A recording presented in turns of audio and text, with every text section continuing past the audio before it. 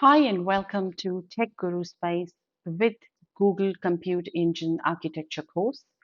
And my name is Jessie Nadiratha. Let's get started. In this module, I will provide you with an introduction to this course. So let's talk about Google Cloud ecosystem. When you look at Google Cloud, you will see that it's actually part of a much larger ecosystem. Google is a very strong supporter of open source software. Now, Google Cloud consists of Chrome, Google devices, Google Maps, Gmail, Google Analytics, Google Workspace, Google Search, and the Google Cloud. Google Cloud itself is a computing solution platform that really encompasses three core features: infrastructure, platform, and software.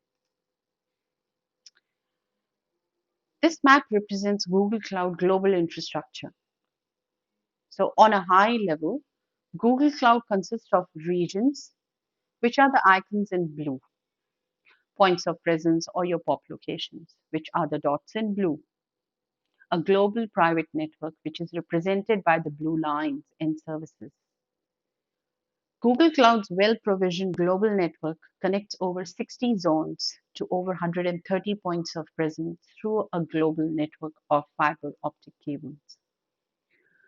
Google is continuously investing in this network, and you will see some new regions and points of presence coming up soon. Google Cloud spans from infrastructure as a service, which is IaaS, or software as a service. You really can build applications on Google Cloud for the web or mobile that are global, auto scaling, and assisted. And that provides services where the infrastructure is completely invisible to the user. It is not just that Google has opened the infrastructure that powers the application like Search, Gmail, Google Maps, and Google Workspace. Google has opened all of the services that make these projects possible and package them for your use.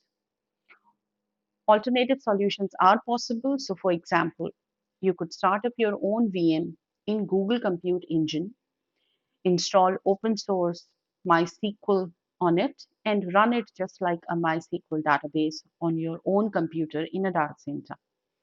Or you could use the Cloud SQL service, which provides a MySQL instance and handles operational work like backups and security patching for you using the same services Google does to automate backup and patches. You could even move to a NoSQL database that is auto-scaling and serverless so that the growth no longer requires adding server instances or possibly changing the design to handle the new capacity.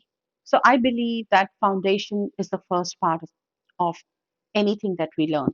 So in this course, we'll start, we have already started by introduction to the Google Cloud. And moving forward, I will show you how to interact with the Cloud Console and the Cloud Shell.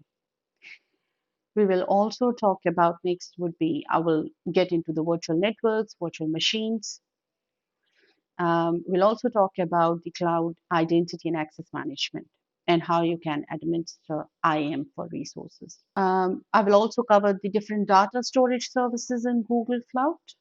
I will go over resource management, where we will examine billing of Google Cloud resources. Next, we will also cover resource monitoring, where I will talk about how you can monitor Google and resources using Stackdriver services.